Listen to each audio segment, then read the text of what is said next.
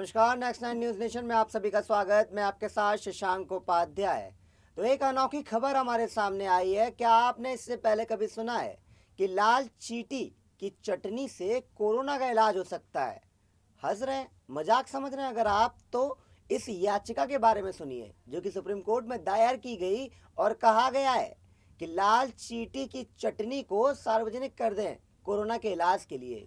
चलिए आपको पूरी खबर दिखाते हैं और बताते हैं कि इस दलील में क्या क्या कहा गया है, कि ये क्यों इससे इलाज हो सकता है कोरोना का, ये भी पूरी तरह से बताया गया है और सुप्रीम कोर्ट ने इस पर क्या जवाब दिया है।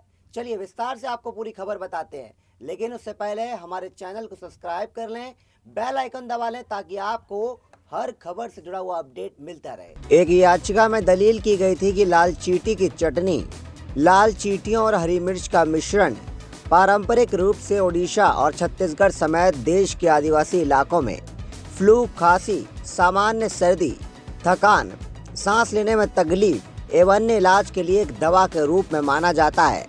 याचिकाकर्ता ने दावा किया था कि लाल चींटी की चटनी का औषधीय महत्व है क्योंकि इसमें formic acid, protein, calcium, vitamin B12 और जिंक होता है। इसकी प्रभावशीलता को कोरोना के इलाज के रूप में पता लगाने की दरकार है। याचिकाकर्ता का कहना था कि वह ओडिशा का निवासी है और आदिवासी समुदाय बथुड़ी से ताल्लुक रखता है। उसने अपने ईमानदार विश्वास पर हाई कोर्ट का दरवाजा खटखटाया था कि लाल चींटी की चटनी का इस्तेमाल प्रभावी ढंग से प्रतिरक्षा प्रणाली को मजबूत करने के लिए इस्तेमाल किया जा सकता है।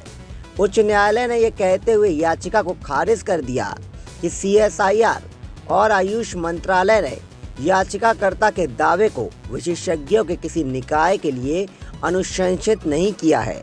सुप्रीम कोर्ट ने गुरुवार को कहा कि वह पारंपरिक ज्ञान या घरेलू उपचार को पूरे देश के लिए कोरोना के इलाज के रूप में इस्तेमाल करने का निर्देश नहीं दे सकते।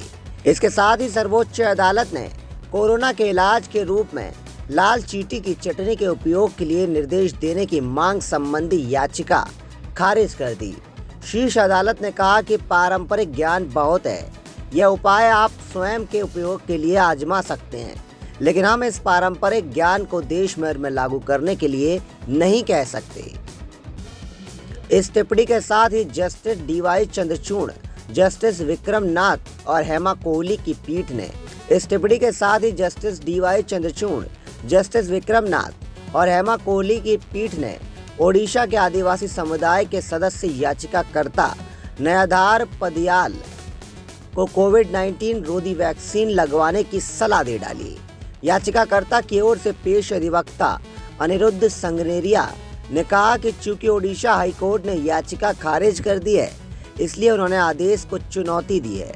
इस पर सर्वोच्च न्यायालय ने कहा कि समस्या तब शुरू हुई जब ओडिशा उच्च न्यायालय ने आयुष मंत्रालय के महानिदेशक इस पर सर्वोच्च अदालत ने कहा कि समस्या तो तब शुरू हुई जब ओडिशा उच्च न्यायालय ने आयुष मंत्रालय के महानिदेशक और वैज्ञानिक एवं औद्योगिक अनुसंधान परिषद को 3 महीने के भीतर लाल चींटी की चटनी को कोविड-19 के उपचार के लिए इस्तेमाल करने के प्रस्ताव पर निर्णय लेने का निर्देश दिया।